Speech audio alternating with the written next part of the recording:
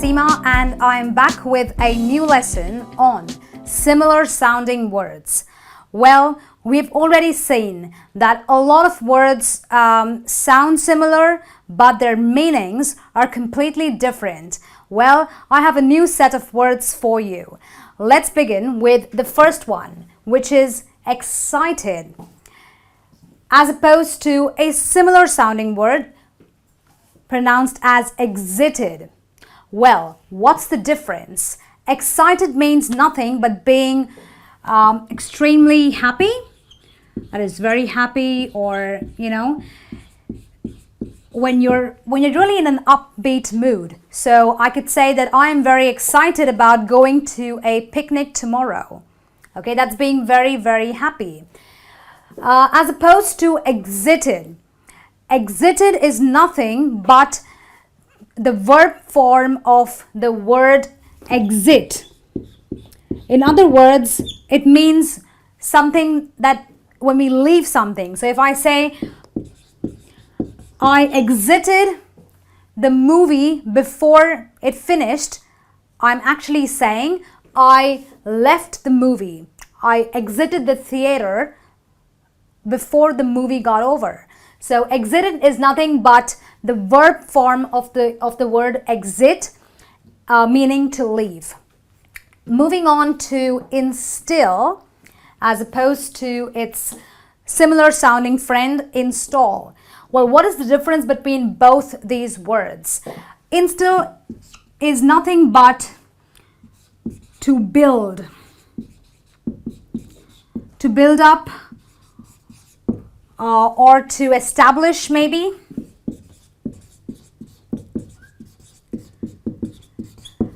However, the funny thing is that the meaning of install also is the same. So what exactly is the difference? Or is there really a difference? Yes, there is. Instill means to build up or to establish feelings, thoughts, or even attitudes. For example, I could say, I heard a very good teaching on love and forgiveness, and it instilled the feeling of love in me. It instilled a good feeling in me. So it created or built up an attitude of being a nice person in me. Install also means to build up or to create or to establish, but install has to do more with physical equipment.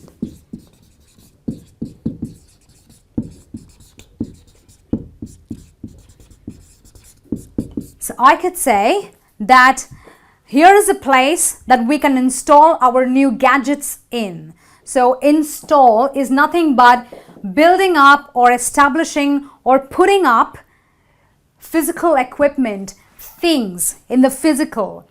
Instill is pretty much the same meaning, but the only difference is that it deals with feelings and attitudes that are built up in a person.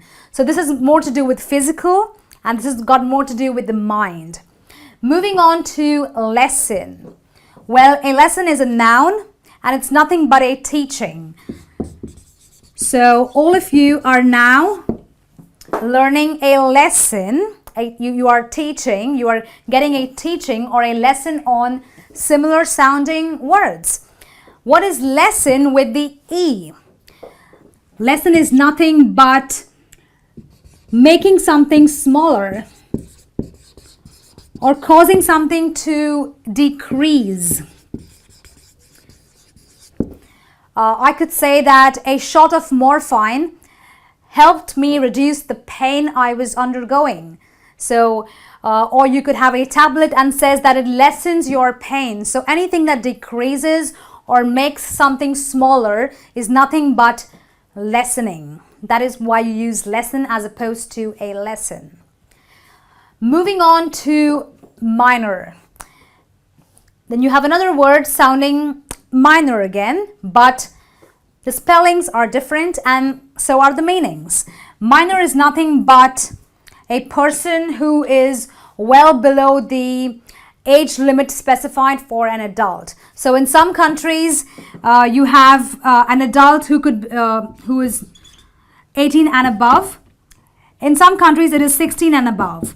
So if you are below the specified age limit of an adult, that's what makes you a minor. So a lot of you cannot drive because you are a minor. You are maybe below 18 or you are maybe below 16 depending on the law in your country. Moving on to minor with the E. A minor is nothing but someone who a worker of the mines. Somebody who works in the mines is a minor. So you could be working in a diamond mine, that makes you a minor. You could be working in a coal mine, and that could make you a minor.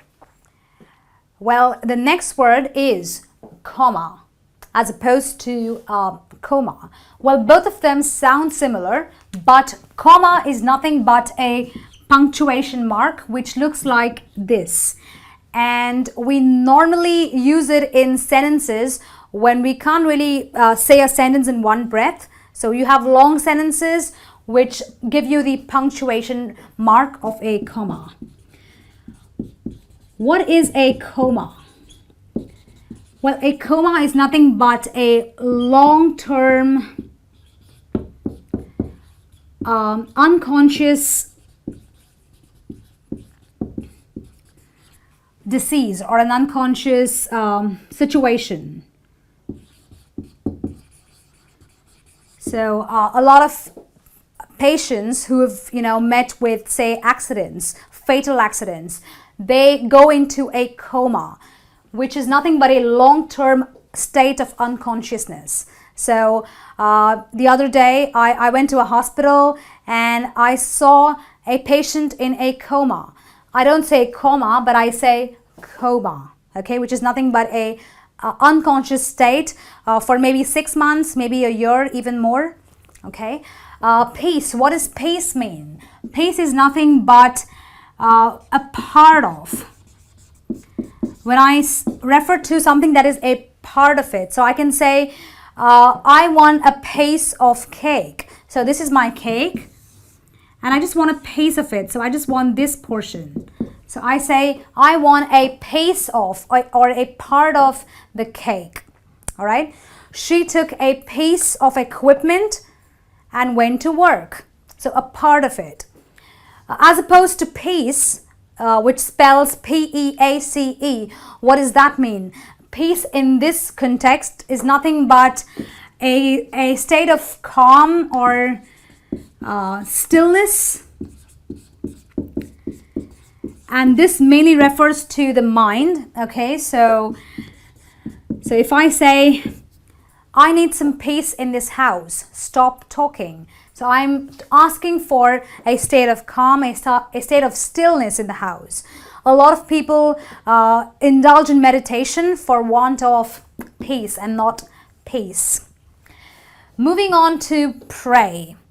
The pray with the P-R-A-Y, when you have an A in the pray, it is nothing but an act of meditation, or maybe some people call it conversing with God or with a higher power. So when I am stressed, I will indulge in prayer. I will pray. I will meditate. I will converse with God. Okay? But as opposed to that, you have a pray with the E-Y. And this has, this meaning could be in two different contexts. Well, pray as a noun could be a victim or an animal, especially, that is to be hunted, or somebody who is defenseless. It could also be a person. So if I'm saying that the deer fell prey to the tiger, so you have a tiger who attacks a deer, So the deer was prey. So that's a noun form of the word prey. I could say that little children fall prey to sexual predators sometimes. So they are prey, the noun form, because they are defenseless children and they fall prey. As opposed to that, you have prey in the verb form. Well, what does it mean in the verb form? If I say, she fell prey to his charms, which means that she became a prey because he had a lot of influence on her, maybe. So verb is to fall, fall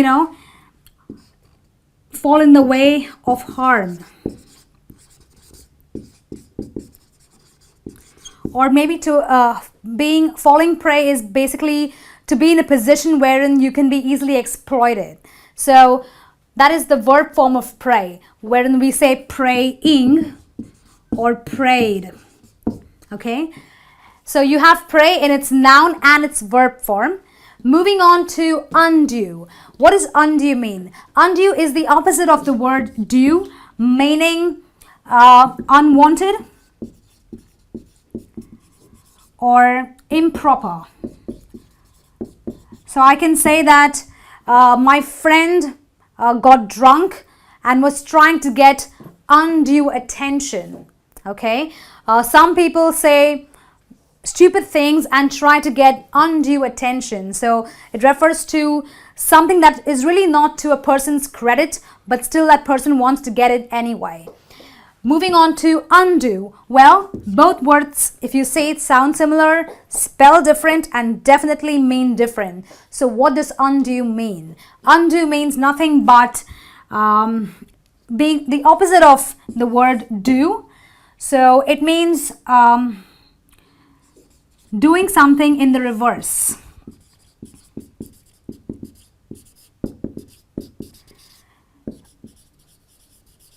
Well, sometimes you type something on a computer and you're typing and then you've made a typing error. So what do? You have the undo button on your computer. What does the undo button do?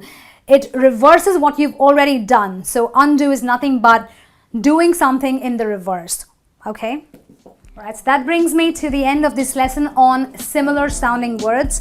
I hope you've had a lot of fun, you've learned a lot, and I hope you can apply it correctly when you speak to people using these words.